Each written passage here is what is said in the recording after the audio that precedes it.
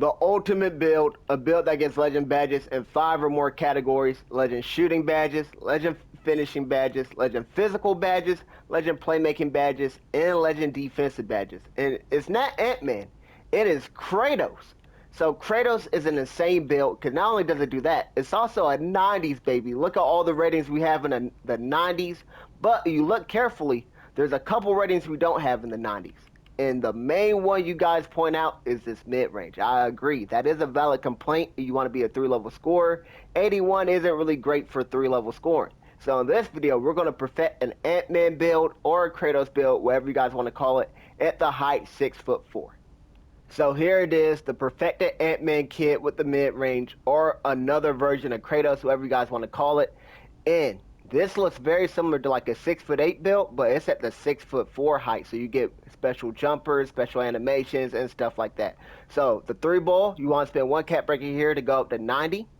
And then the mid-range, you want that 96 for all Hall of Fame shooting badges. If you specialize in shooting, I would probably recommend you go to 95. And then you +2 your shifty shooter, +1 your set shot, and then you could use another +1 on your dead eye. But as your guys is calling the build, but the driver dunk, you definitely got to spend 2 cap breakers here to go up to 93. You want that gold posterizer and those small contact dunks off of 1 foot, some of the best animations on the game. Now for the defense, this is interesting. On the other version of Kratos, when you go 96 3-ball, you can't get the 92 perimeter at the height 6'4", so that's actually why I went with a 6'3" version of Kratos. But since you don't need 96 3-ball, you want 96 mid-range, you could raise your wingspan by 1 more, and you're able to get 96 shooting and 92 perimeter. So that gets you all gold defensive badges, including gold challenger, and you get the all Hall of Fame shooting badges as well. You also get Hall of Fame interceptor and gold glove defensively. You're just short of getting a bronze high flying denier, but that's okay. 66 with an 80 vertical, you're still going to be able to get jump shot contest, and they're going to be really good contests with this 92 perimeter defense. We'll go down here to the rebounding according to 2K2s. At 63, when you +1 your rebound chaser to get to silver, you get better animations. So we get double 63 here, so we're going to be able to snag really well offensively and defensively. We go down here to the speed and agility. Both are really good. You get gold slippery off ball, and you get the Alex Caruso motion style. You guys want to try that out. We go over here to the playmaking. Now, to do this, you want to correlate the build, and I will talk more about correlation in the future, but you don't want 91 pass accuracy, and you want all this scoring, right? You're not really out there to pass, right? You want a 96 mid-range, a 93 ball for the deep ball. You want the 93 drive and dunk. So you're going to have to sacrifice somewhere, right? I recommend passing, right? So you still got 85. And 85 is a good rating because you get bronze bailout, one of the worst badges in the game. But you also get gold versatile visionary, gold dimer, and the K Cunningham pass style. Those are the recommended things I would put on. But your ball handle goes up to 92. That's good for all the small guard dribble moves that you want. And your speed with ball goes up to from 79 to 91. That gives you Hall of Fame lightning launch. Put on the John Morant dribble style, +1 your lightning launch, and you zoom around the court. And that's how you're going to get to your spots to get fading mid-range jumpers off, deep threes, and contact dunks over and over again.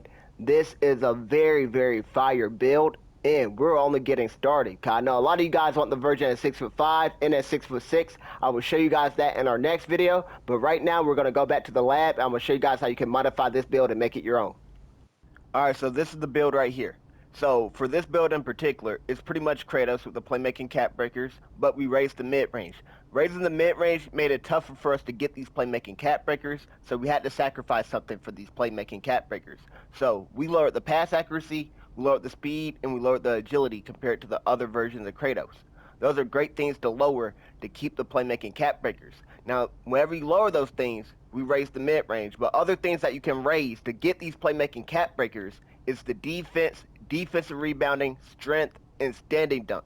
Now, I know standing dunk isn't good on a 6'4" because you don't get the animations, but this helps you get the cap breakers. And the reason why this helps you get the cap breakers is because the cap breaker family you're going to be fighting with the most is this drive and dunk, perimeter, and steel cap breaker family.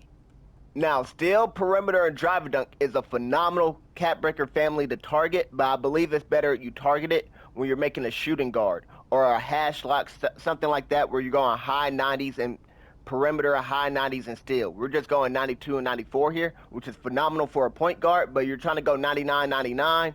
I recommend you guys look at that. I made a 6'4" hash lock. We called it Robin. That's a phenomenal build with the perimeter, steel, and driver dunk cap breakers. This also works on the height 6'5" and 6'6". You guys could check my perfected Ant-Man. We call it Hades, or my Odin build that we called the perfected Kawhi. Right. So those are great examples there. But in this one particular, since we raised the mid range, we had to lower the playmaking to maintain these cap breakers. And you're struggling with getting these cap breakers, you might want to get the mid range up to 99, for example, right? You don't want to lower the steal to do that, right? You don't want to lower the perimeter defense to do that, right? Because what will happen? The cap breakers go over here. You don't want that. So you got to lower the things tied to the playmaking. That'd be your speed, your agility, for example. You could lower the pass accuracy some more. You could lower the speed with ball some more, whatever the case may be. But those are the things you guys got to lower, and the things you got to raise would be what? Your standing dunk, right? That will help you get the cap breakers. You could lower your offensive rebounding, because this is actually hurts you when it comes to getting the cap breakers, because this ties into the playmaking. You could raise the defensive rebounding you want to. You could do stuff like this, but you want to get the mid range up. You guys could go that route, or if you really want to get the mid range up, I recommend you make the build 6'3". If you guys didn't know, the smaller PGs tend to get more and more attributes. So if you make the build 6'3", you can go ahead and get the 99 mid range, and you can maintain the elite defense and stuff like that, and you have more attributes to manipulate the cap breakers with. You can lower the three ball and then maybe transfer some over to the mid range that way. Whatever the case may be, it's your guys' build. I'm just giving you guys some sauce so you guys can help make it your own. Because remember, we help people make builds here. We don't make the build for them. So the whole point of this series is for me to give you all the sauce I know so that you can go and make the build better than I could ever make it for you. As always, thank you guys so much for watching. Hope you guys enjoyed it. To see you guys on the next one. God bless.